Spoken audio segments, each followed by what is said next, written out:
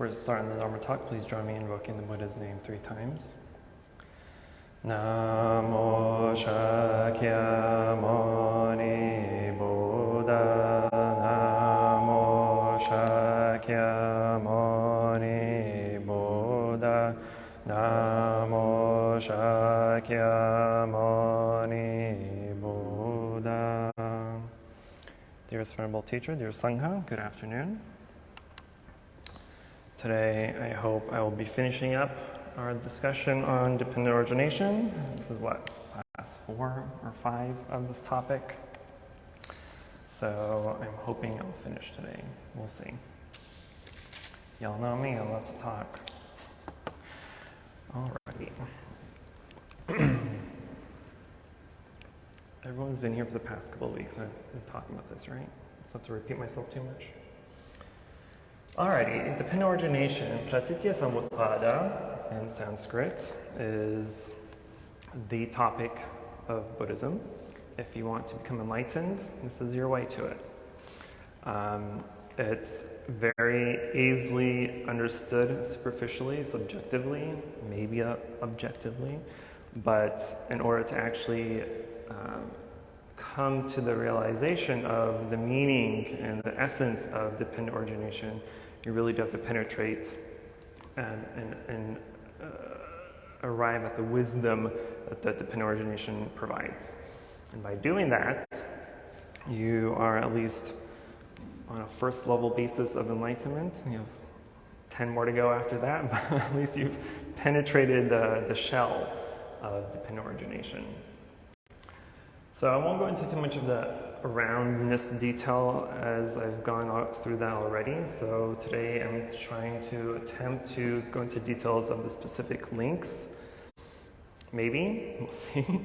But dependent origination is basically the teaching of how we come to be, right? We always have these questions of, where did I come from? Why am I here? Where am I going? What's the purpose of life? Blah, blah, blah.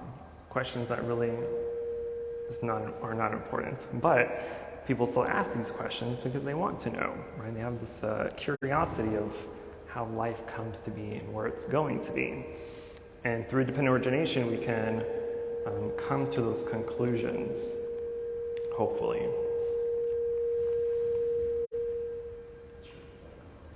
Well, we need to fix that.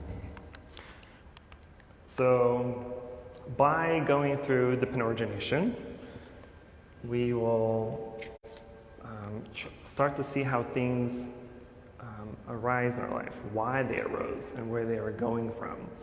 Right? One of the sayings in Buddhism, if you want to know how your past life is, look at your present life. If you want to know how your future life is going to be, look at your present life as well. Because depending on your past karma is how your life is today. And how you treat your life now is how your life will be in the next life or lifetimes after that. So in dependent origination, for the most part, I have them numbered, even though they are technically not supposed to be numbered, because they all are interdependent with one another. And so one link is the cause of the other link. Right? So I have the Sanskrit terms here because when we meditate and contemplate on dependent origination, at least for myself, I chant it in the Sanskrit version, which basically says avidya pratitya samkara, which literally means ignorance is the cause of volition. And then samkara pratitya vijnana, volition is the cause of consciousness, and so forth. So they're all the causes. So usually when we see a visualization of the 12 links, it's in a circle and we have arrows going across from all of them because they're all related to another. You can't have one without the other. But as we start to analyze dependent origination, the first 3 are dependent on our past.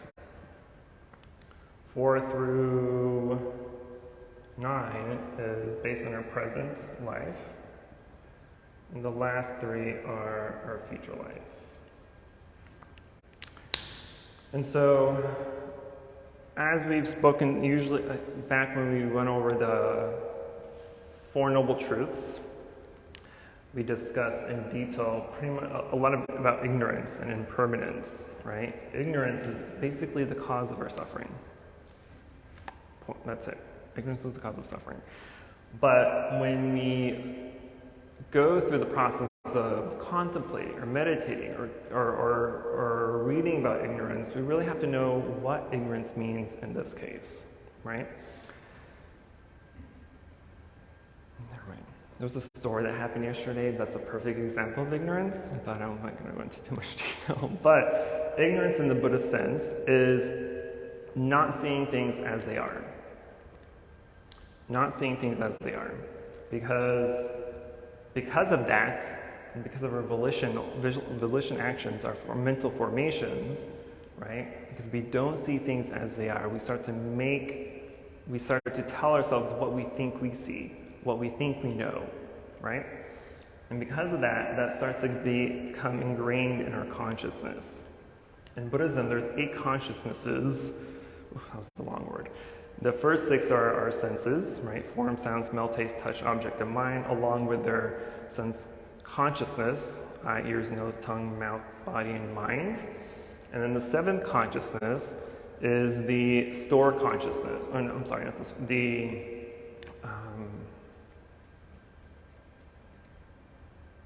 I can't remember the name in Sanskrit. But the 7th consciousness is where everything comes to be, where it starts to mingle, and this is where your perceptions come along, this is where your biases are made, this is where your actions come to fruition. And the 8th consciousness, the alaya consciousness, this is the piece that kind of goes with us from one lifetime to another. So everything you've done in the past and in the present gets housed in the store consciousness, the alana vijnana, and this is what goes with you throughout your lives. And it's this 8 consciousness that we have to purify in order to escape the realm of samsara, right? And so last time we went over how we escape the realm of samsara, how we break this chain, because this is a chain, right? This is because of this happens, because of that, this happens, etc., etc., etc.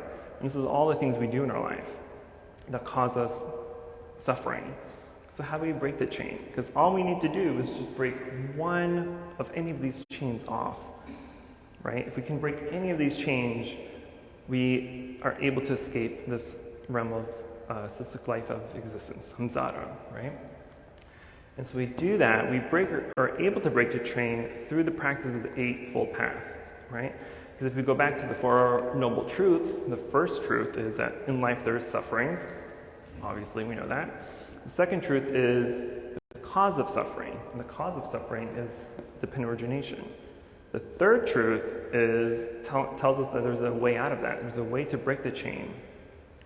And the fourth truth is the Eightfold Path, which is the practice to officially break the chain.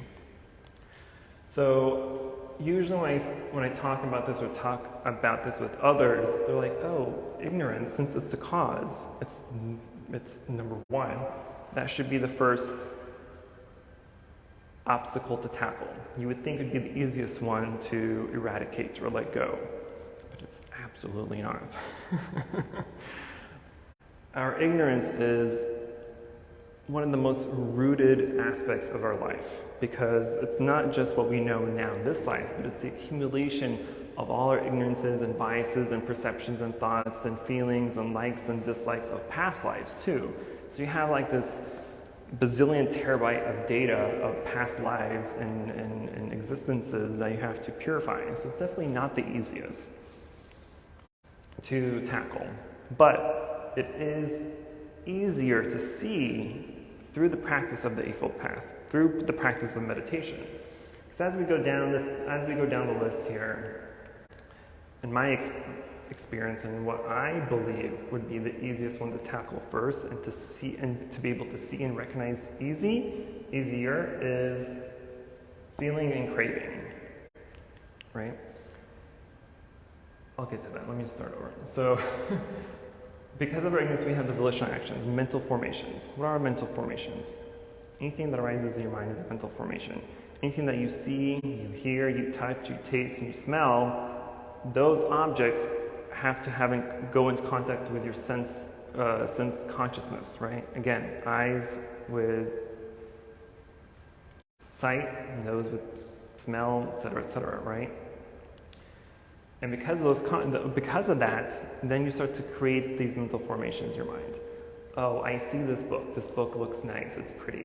Or you see this book and you're like, it doesn't look fancy. It's not temple appropriate, or it's too big. There's too much information. There's too little information, right? You start to create these thought patterns that start to become ingrained in that consciousness. This is how habits form, right? The more you do something, the more you think something, the more it becomes a habit, right? Just like practice. We say practice makes perfect. It's the same thing with everything else we do. So if you're always constantly judging people, if you're always talking behind someone's back, if you're always criticizing, that starts to become habit patterns, and you start to do those automatically without even thinking about it. And because of that, we get to name and form, or the physical and mental aspects of things. And we kind of touched about this last time, but the physical and mental is basically knowing what is happening. So when you're walking is the physical aspect, knowing that you're walking is the mental aspect of things, right? You're chanting, you're reading is the physical aspect of the practice, and knowing that you're reading is the mental part.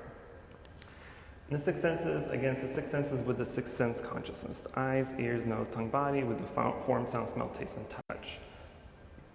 And because we have those abilities, then we come in contact with them. We're in contact with everything around us as long as you're mindful of whatever it is, right? You're mindful, you become in contact with the view of the statues, with the sound of my voice, with the feelings that you have in your body, the smell of the incense, with the sound of bells and drums and whatnot. And once you come in contact with them, then you start to have feelings. Of course, there's a plethora of feelings in the world, but generally speaking, we have three: pleasurable, unpleasurable, and neutral, for the most part, right? We can categorize all our feelings, for the most part, in those three categories. And depending on how you feel about it, and then we start to have craving. Craving is either craving or aversion. So if you like something that's pleasurable, you want more of it. We go after the things that we perceive as pleasurable, that we think will bring us pleasure. And we become averse to the things that don't bring us pleasure, that we do not like. Right? We start to avoid those things. And depending on your craving or aversion, then we start to grasp it. We have an attention, we have an attachment toward those things. Whether they're good things or bad things.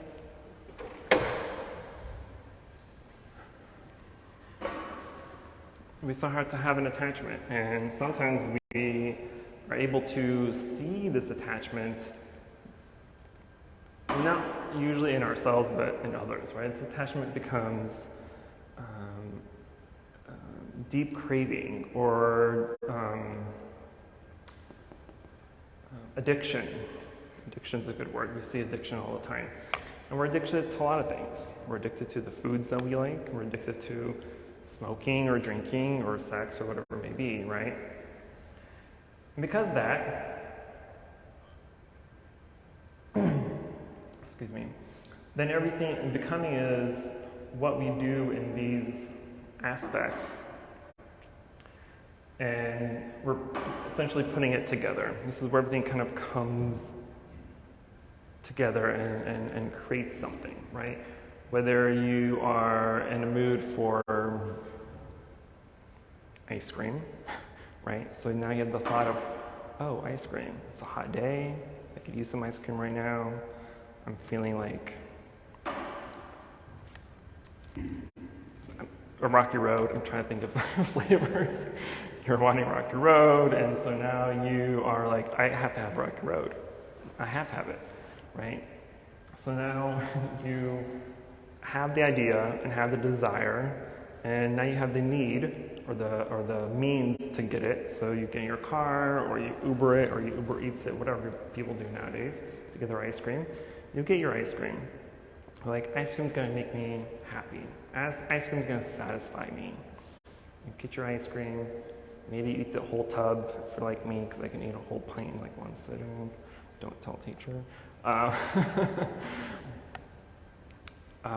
after you eat that, then you're like, okay, that's good. But maybe after an hour, 2 hours, that happiness or that pleasurable feelings the ice cream gave you is now causing maybe a stomach ache or a headache because you had too much sugar or not enough sugar, right? And so now you're displeased with your decision to eat ice cream because you eat too much of it, for instance, right?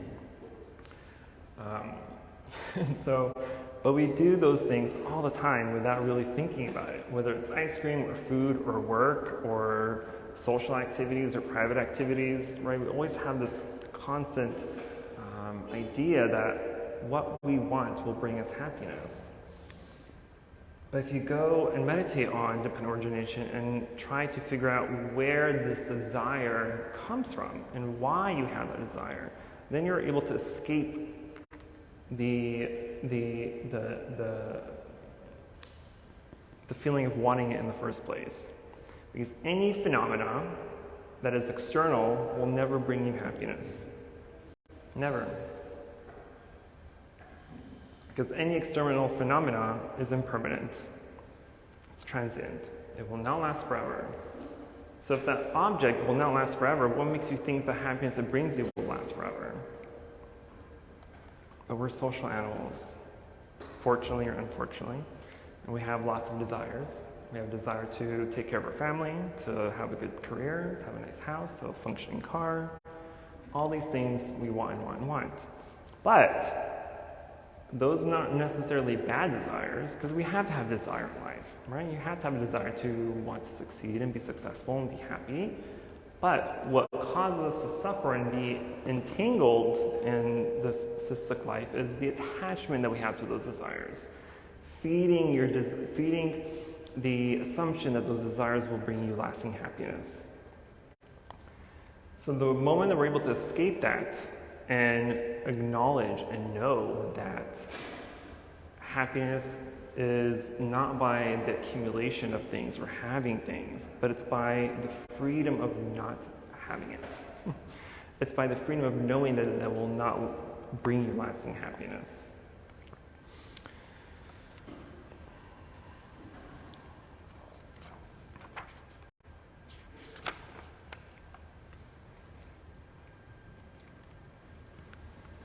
And so the core of dependent origination is that ignorance leads to mental formations. Due to ignorance, objective experiences followed by subjective reaction, addiction, and identification, which in turn brings suffering both in this life and future lives. And so if we're able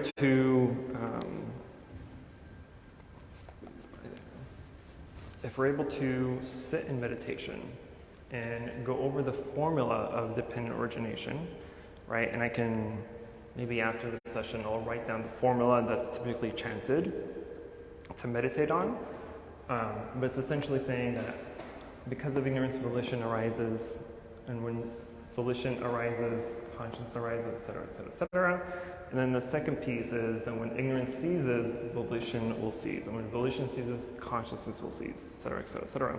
Until we get to the end where we say that the cycle is broken by the freedom or freedom from the 12 links of dependent origination. So I know it's superficially, it's like, yeah, this makes sense, right? Let's just break a habit, break a chain. But how much of that realization that you have will actually be done, for instance, right?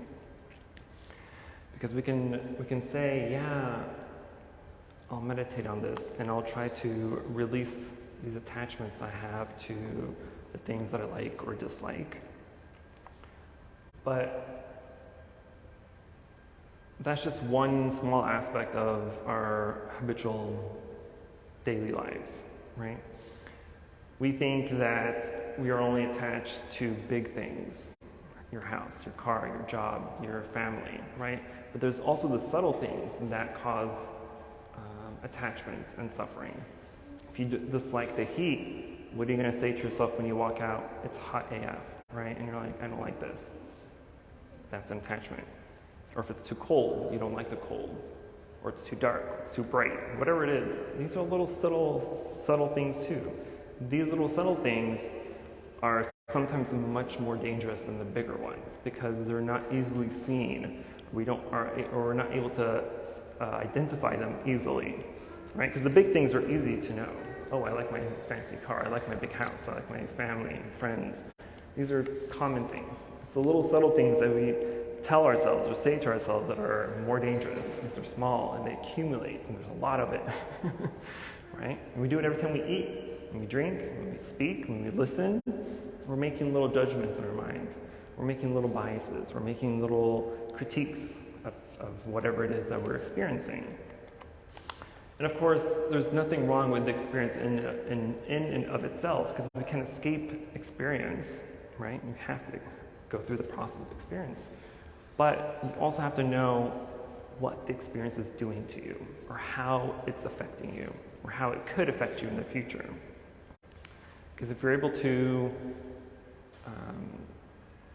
go outside and say, it's hot, I don't like it, that's the wrong way of approaching it.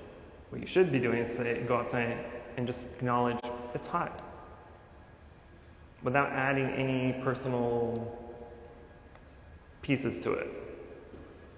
It's cold, not I'm cold, I don't like this. Just cold, just hot.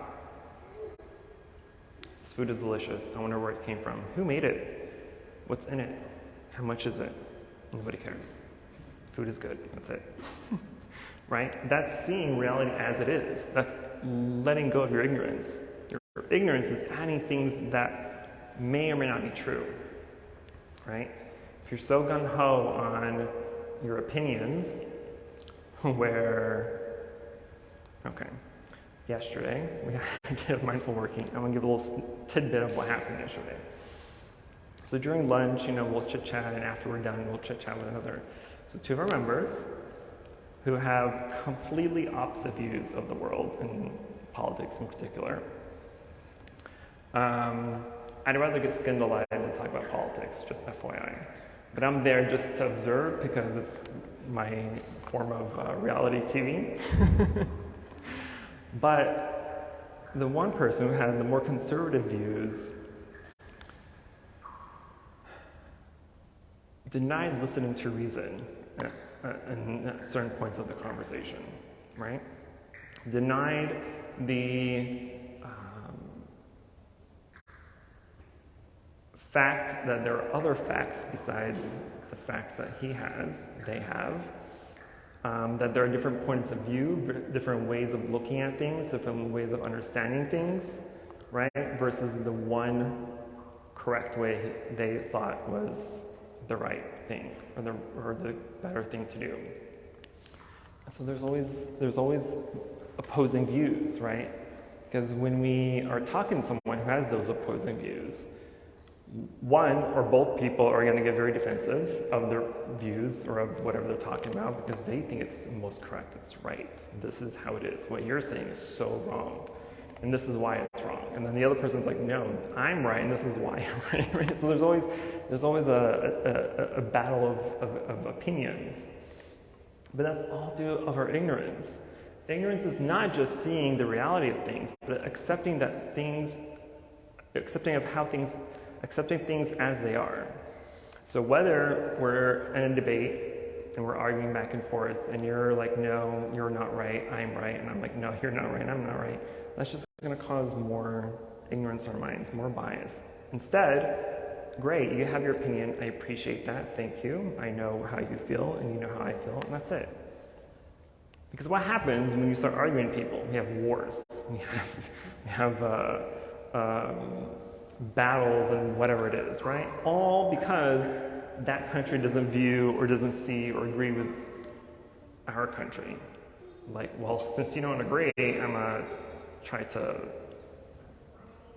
take over, or whatever the word is. I don't know. I don't watch news, obviously, but you get the point, right? So when we're able to let go of those expectations that not everyone is going to agree with us, not everything is going to be to our benefit or for our benefit, and then just accepting how reality is, then you have no room to suffer, right? Because you know this is it. Especially things that you cannot change, right? If something happens, if you got into an accident, most people will get very upset, right? Your car got totaled or you got hurt. And you may start to add extra suffering on top of that because you're like, oh, if only that person paid attention, if that person didn't cut me off, or I paid more attention, or they used their lights, or whatever excuse we want to use, right? There's all these excuses that were telling us that, oh, if it was because of this or that, all the ifs and buts and becauses, if we let that go and just acknowledge I got into an accident, then you have no room to continually add more suffering on top of the initial suffering you already had. But we do that all the time. We make excuses all the time because we don't want to take responsibility for our own suffering, right? A lot of times when someone dies, right, their family members or close friends or relatives or partners blaming God or blaming this and they're blaming that. Why? God has no control over your life and death, supposedly, right? You do. You are in control of your own life. So where in this equation here that has anything or anyone external making those decisions for you? Nowhere. All these are because of you. So there's no external force making you do things or not do things or believe in this or believe in that. Nobody except yourself. So all your suffering, all your happiness is on you. If you're suffering, it's because you're allowing yourself to suffer. If you're happy, it's because you allowed yourself to be happy. So there's no point of blaming external, because nothing in here is external. There are factors, external factors that cause these, but all these points and links are entirely you, right?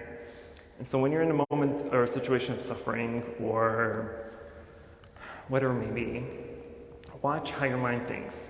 Watch where your mind goes, right? Are you suffering because an expectation was not met? Are you suffering because you're making an excuse for something? Are you suffering because you're blaming someone else for something? Right? Watch your mind. Watch how that thinking happens. And the more you're able to do that routinely and regularly, then it would be easier for you to catch those negative, unwholesome thoughts, right? Because everything starts from our minds. So if you have unwholesome thoughts in your mind, then you're going to say unwholesome things. If you say unwholesome things, you have the potential of doing unwholesome things. So it all starts from the mind. If you're able to stop it at the starting line, then you're able to control and manipulate your mind to make better decisions, hopefully. Okay, my time's up. I did not finish, so one more to do.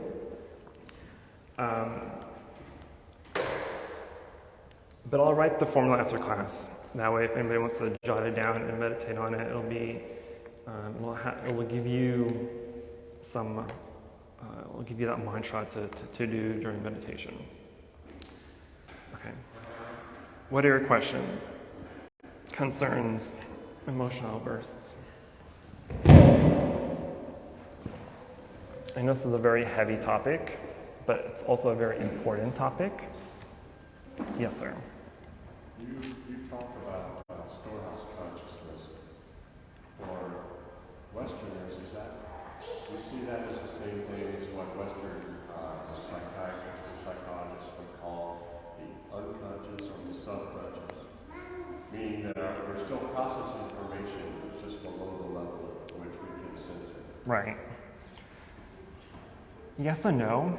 Maybe for the subconscious, because it is the place. It's the sixth consciousnesses where the seventh consciousness would be the subconsciousness, right? Because it's the seventh consciousness of where everything mingles, and that's where our decisions and ideas and stuff comes from, right? The stored consciousness is just where everything is, all the memory is housed, right? But it's the seventh consciousness, sometimes called the ego consciousness, is where our ideas and actions arise from. Where the I is created from self. I'm sorry? The I of the self is created. Correct. Yes, in the seventh. The eighth would be kind of like our soul, but we don't have an idea of soul. But the eighth would be that equivalent.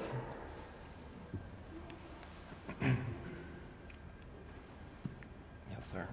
Okay, so you were saying that, I think, if I heard it correctly, external factors, the happiness that external things bring you is momentarily, obviously. So we're not supposed to hold on to it. What about like the memories of said external? The what stuff? Like the memory, like you see a great flower, which is the image of happy as a kid. Are you supposed to like to now remember that as an adult or as an older kid? Like the memory of the happiness, whatever the external factor was, like a really good creme brulee or something like that, something that made you happy. Are you just supposed to let it go and let it be, or keep hold on to that still and let it make you happy every so often? Every so often is still impermanent, right? Every so often, would you rather be happy every so often or be happy all the time? I'm assuming every time, all the time, right? And so why would you hang on to something that comes and goes when it's convenient for it or you?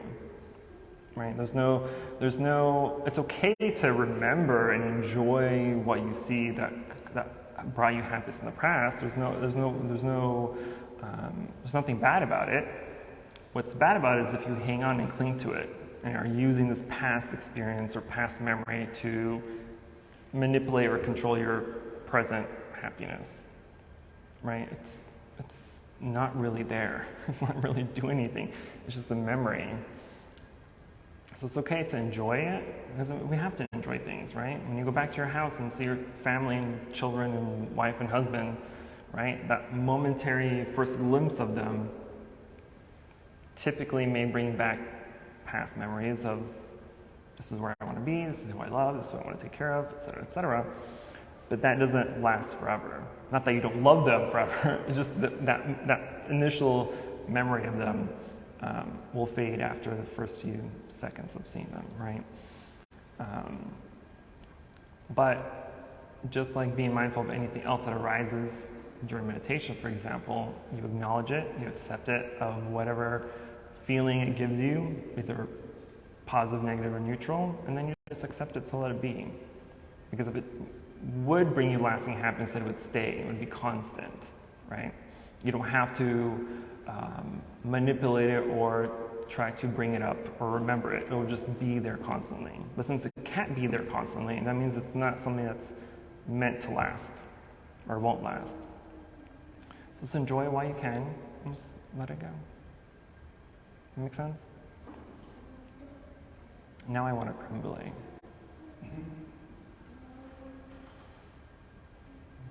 And some ice cream. At least what I've noticed, with the memory of the creme brulee comes also the thought, I don't have a creme brulee right now. Or I have a memory of pleased with creme brulee, and I can remember the restaurant and the world. But right now, my mouth is tasting gum, mint, or something. So when I have that memory arise, along with it comes also some suffering. Suffering of like longing, craving. I crave creme brulee. I want more. And that's where the suffering comes in. It's a little bit. But we have examples of bigger people also crave and want. And memories of sometimes we distort those memories. Oh, I'm such a wonderful child. But we should ignore all the suffering as an adult. So those memories happiness also comes with Because even positive affirmations can be negative. A good example is generosity. If you were super generous and gave the temple like $1 million, for instance, which I would not take, by the way, but if you were, and you go out and like, oh, I'm such a philanthropist, you know, put me in the newspaper, I donated $1 million, or look at me, I did this or I did that. The positive action you created now became negative, because now it becomes an ego issue. Now it becomes, hey, look at me, look what I did, or look what I can do, or look what I have, right? And so the positive aspect of giving is now nullified. But that's the same thing with anything else. If you're giving to receive something, then it's not truly giving. If you're giving with the intention of wanting something in return, or acknowledgement, or praise, or whatever it may be, that's not true giving. So even though your positive memories, again, can turn into craving. It can turn into attachment. It's ignorance, because it's not reality, it's not true, it's not there. It's just a memory in the past. And the past does not help you. It can help teach you lessons, but the past has no power to make things better or worse, for the most part. Okay, any other questions, concerns?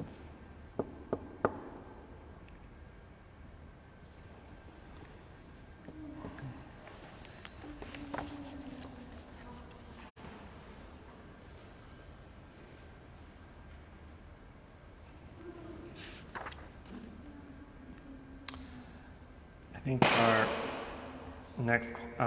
my next session will be on how to meditate on this, how to meditate on dependent origination.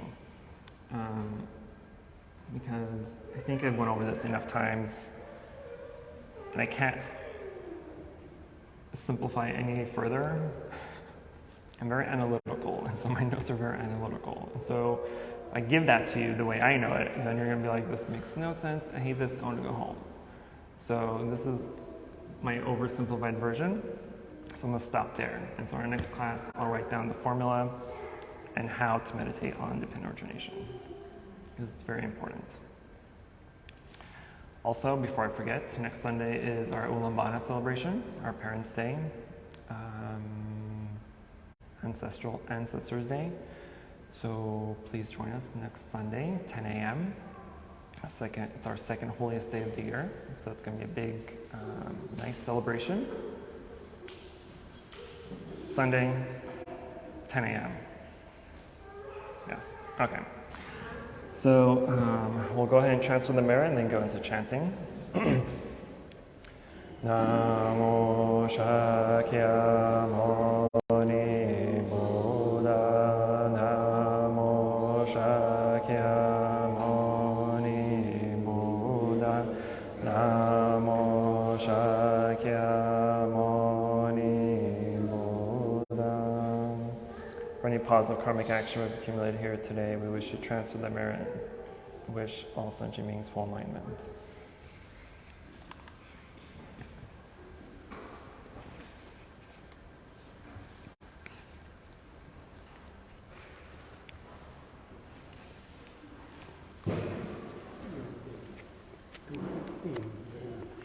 The Ulambana?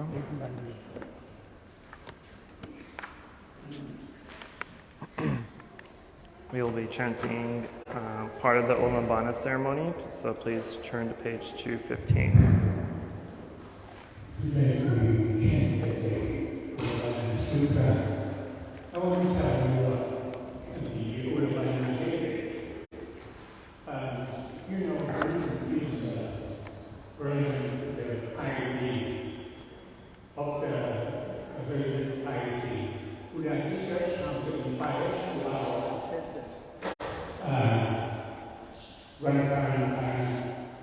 and it's a wonderful practice. So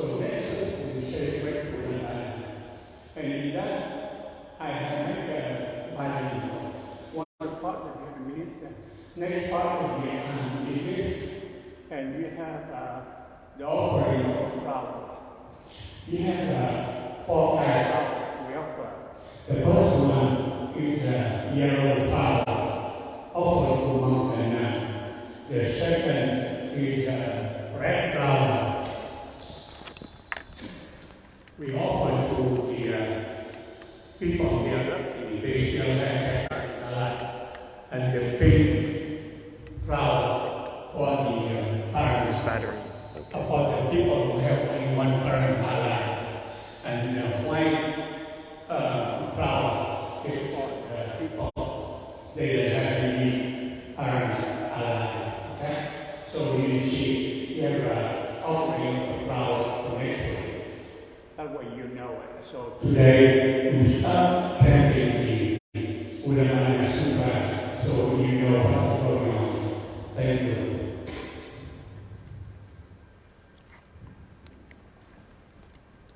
Did you change the batteries?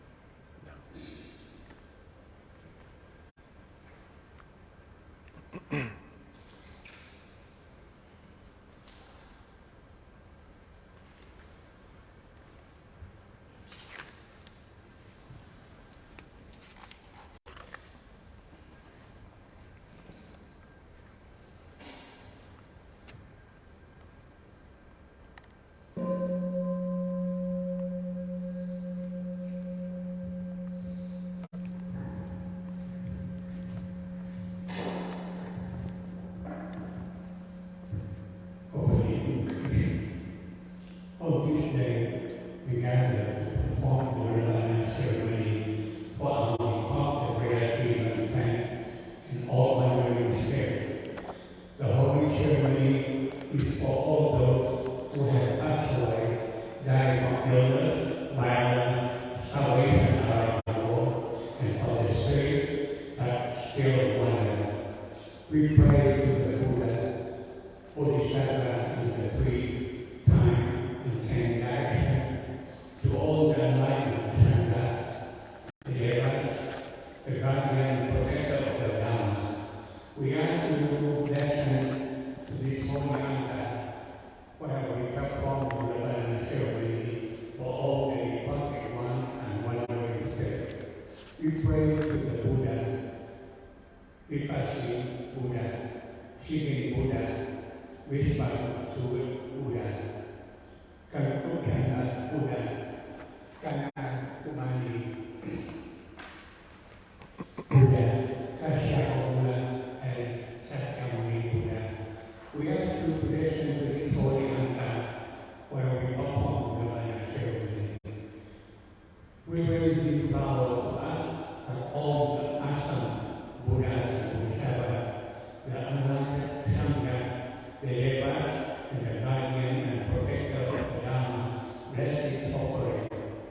With love and respect, we call to all of you, for whom we pray, and for all the wandering spirits, to come to this altar as we perform the Umbana Ceremony.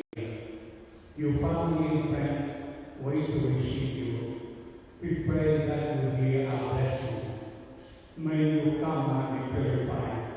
May your consciousness be purified. May you find rebirth in the land of ultimate peace. May you develop your compassion and wisdom in acting complete alignment. Namo Buddha and Bodhisattva in the 10 directions. Namo Buddha and Bodhisattva in the 10 directions. Namo Buddha and Bodhisattva in the 10 directions.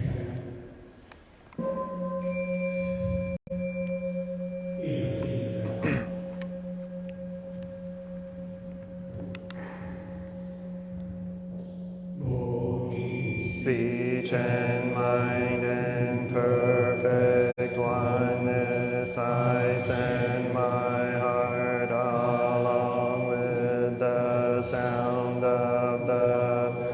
May the hearers awaken from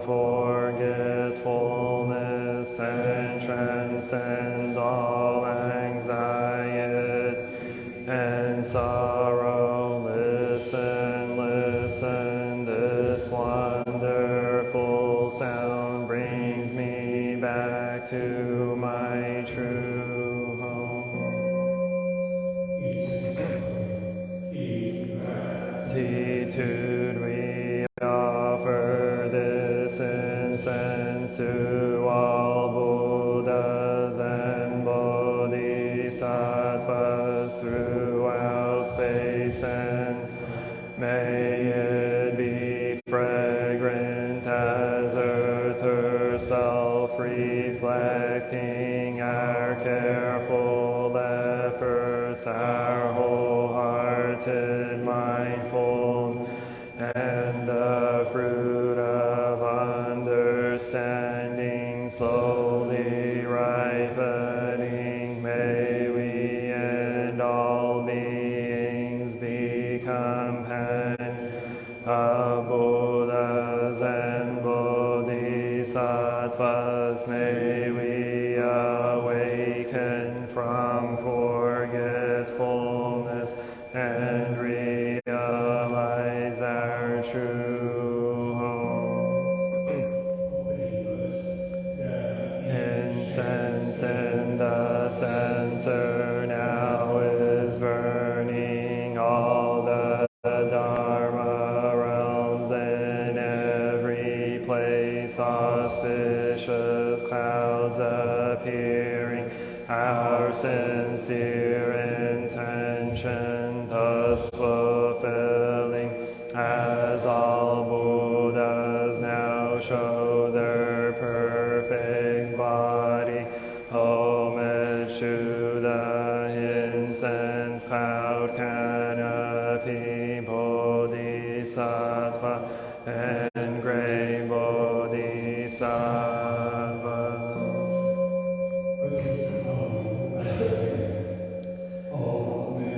To the eternally abiding Buddhas, the supreme Dharma and sagely Sangha throughout the Dharma realm and the realm of empty, and 3 periods of time.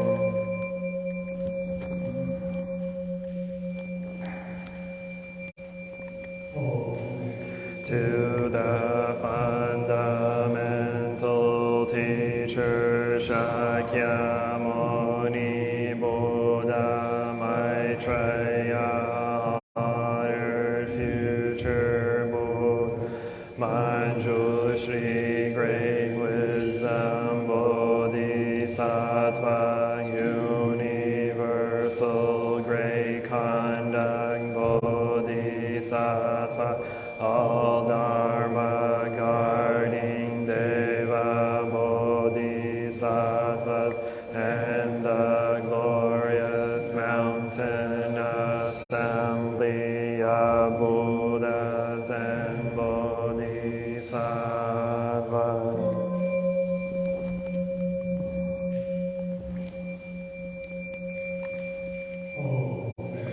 To Amitabha Buddha in the land of ultimate bliss, Avalokiteshvara, Passion Bodhisattva, great strength Bodhisattva, earth sword, great vow Bodhisattva, and the assembly of great pure sea like Bodhisattva.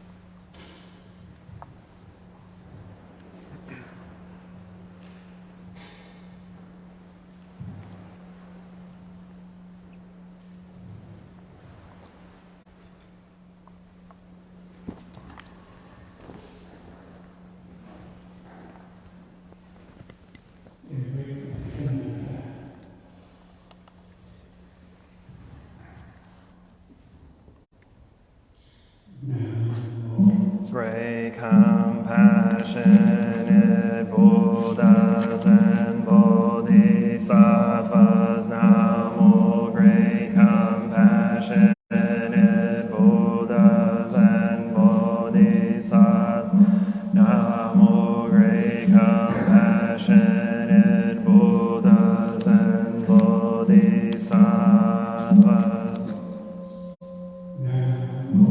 Ratnatrayaya Namo Harya Varokete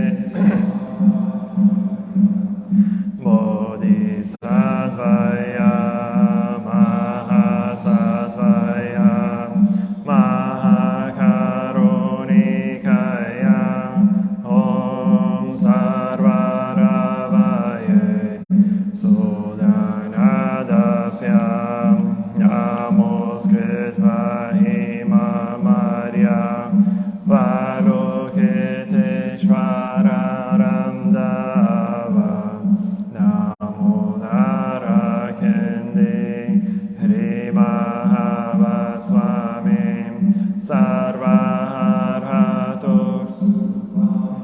Ajiyam Sarvasattva Namo Vastava Namo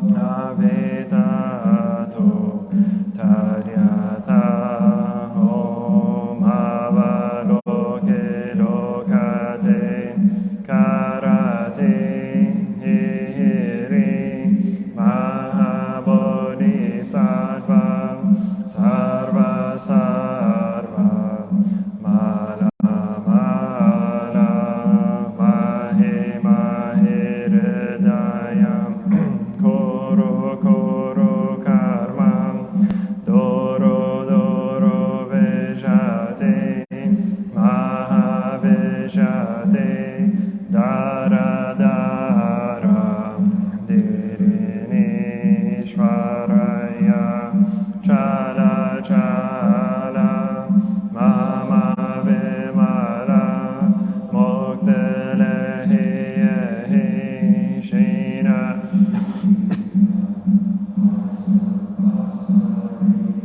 Vishva Vishram Prashaya Holo Holo Mara Holo Holo He Sara Sara Siri Siri Soro Soro Bodhya Bodhya Bodhaya Bodhaya Maitreya Narakendi Rishanina Vayamara Swaha Siddhaya Swaha Mahasiddhaya Swaha Siddhayogi Shvaraya Swaha Narakendi Swaha Maranara Swaha Sira Simha Mokaya Swaha Sarva Mahasiddhaya Swaha Chakra Siddhaya Swaha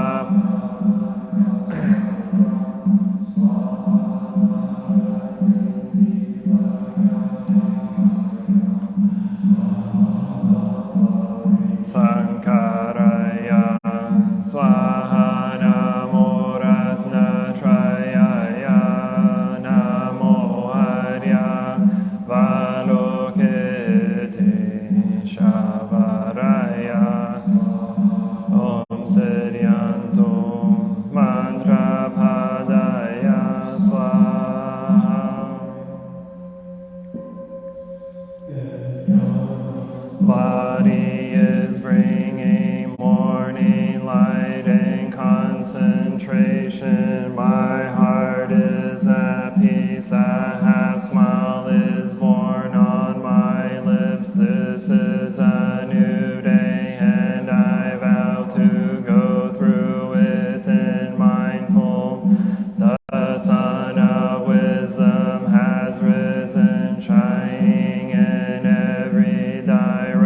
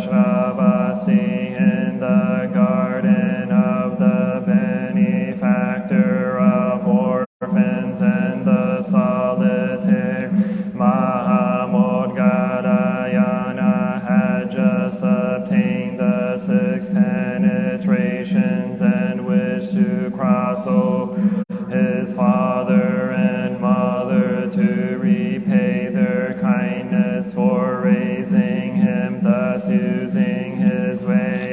He regarded the world and saw that his deceased mother had been born among the hungry ghosts, having neither food nor drink. She was but skin and bones. Mahamogalayana felt deep pit and sadness, filled a bowl with food and went to provide for his mother. She got the bowl, screened it with her left hand, and with right hand made a fist of food, but before it entered her mouth it turned into burning coals which could not be eaten. Mahamogalayana called out and wept, to the Buddha to set forth all of this. The Buddha said, "Your mother's offenses are deep and firmly rooted. You alone do not have enough power, although your filial sounds move heaven and earth. The heaven spirits, the earth spirits, twisted demons, and those outside the Brahmins and the four heavenly king gods are also without sufficient strength. The awesome spiritual power of the assembled Sangha of the 10 directions is necessary for liberation to be attained. I shall now Dharma of Rescue, which causes all those in difficulty to leave worry and suffering, and to eradicate obstacles from offense. The Buddha told Moggallana, the 15th day of the 7th month is the Pravarana day for the assembled Sangha of the 10 directions, for the sake of fathers and mothers of 7 generations past, as well for the fathers and mothers of the present who are in distress. You should prepare an offering, a clean basins full of hundreds of flavors, and the 5 fruits and other offerings of incense, oil, lamps, candles, beds, and bedding, all the best of those to the greatly virtuous assembled Sangha of the 10 directions. On that day all the holy assembly went in the mountains, practicing dhyana samadhi, or obtaining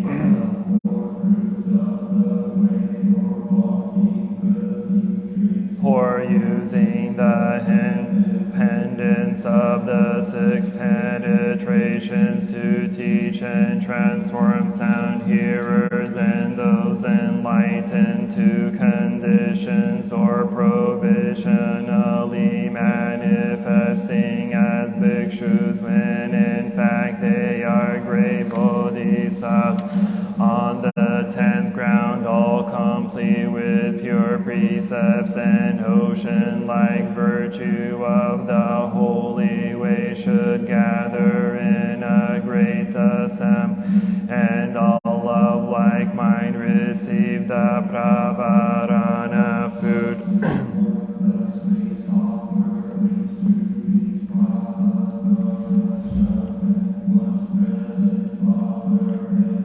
Mother, parents of 7 generations past, as well as the 6 kinds of close relatives, will escape from the 3 paths of suffer, and at the the time attain release, their clothing and food will be continuously appear. If the parents are still alive, they will have wealth and blessings for 100 years. Parents of 7 generations will be born in the heavens, transformationally born. They will independently enter the celestial light and experience limitless bliss. At the time the Buddha, the assembled Sangha of the 10 directions, to recite mantras and vows for the sake of the donor's family, for parents of 7 generations. After practicing dhyana concentration, the Sangha accepted when they first received the basin, they before the Buddha in the stupa. When the assembled Sangha had finished the mantras and vows, they received at the time the bhikshu Moggallana and the assembly of great bodhisattvas delighted, and the sorrow sound of Moggallana's crying ceased. At the time Moggallana's mother obtained liberation from 1 kalpa of suffering. As a hungry Moggallana addressed the Buddha and said, "This disciple's parents have received the power of the merit